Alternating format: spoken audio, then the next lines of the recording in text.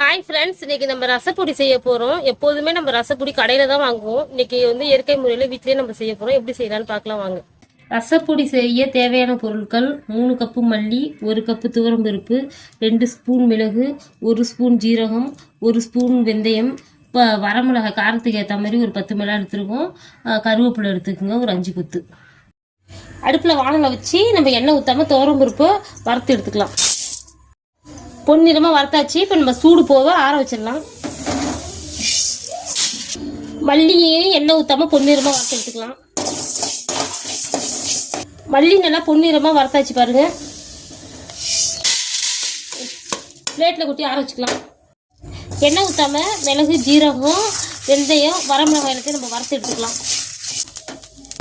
நல்லா வறந்துருச்சு. அடுத்ததான் நம்ம ஒரு பிளேட்டில் மாற்றி ஆற வச்சுக்கலாம். எண்ணெய் ஊற்றி நம்ம கருவேப்பிலையை பொரிச்சு எடுத்துக்கலாம். எண்ணெய் சூடி எரிச்சு கருவேப்பிலையை பொரிச்சு எடுத்துக்கலாம்.